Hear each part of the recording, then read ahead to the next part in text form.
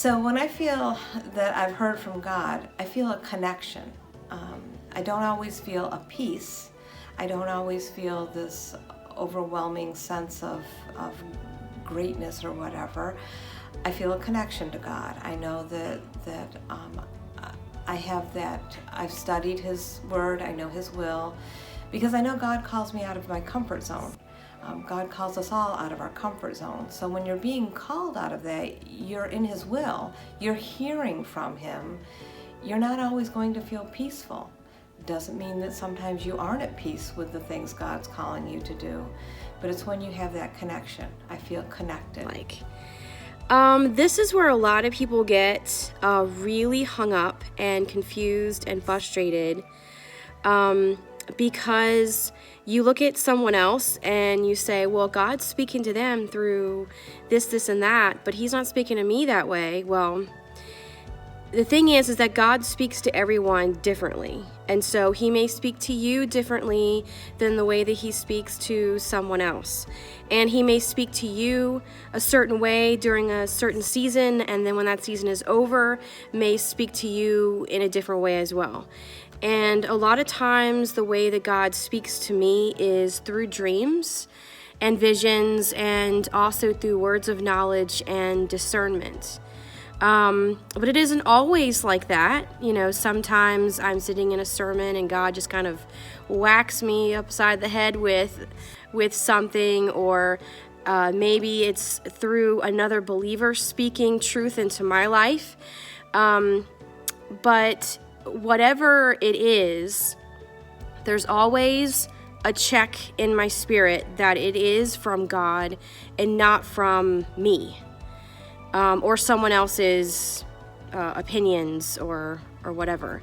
Bottom line is to not compare yourself to other people's journey when it comes to hearing from God. Everything that goes on in my life, but it doesn't really mean that He's going to tell me, buy this house and not that house, because I'm only going to bless you if you buy this house. That's not the deal. If you're living your life according to Scripture, and you are searching the Scriptures for what it is you want God to do in your life, then you're going to know that, okay, both of these houses are going to make sense. And when you make the decision on one, because you've asked God to be with you in that as you move forward, He's going to move forward with you, because you're moving in His will. And to know His will, you know it by searching the Scripture, studying. It's in there. It's not a secret. Right. So, yeah, that's how. How do you know you've heard from God and not your flesh? Great question.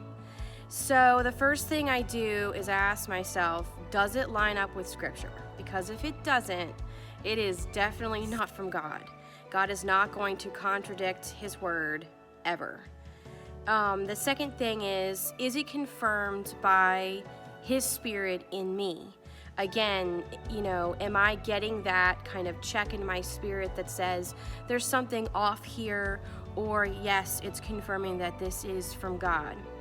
Bottom line is, over time, as you go through this process of trying to figure out when God is speaking to you, and when it's Him or when it's your flesh, or sort of opening yourself up to God speaking to you in the first place, it will get easier over time.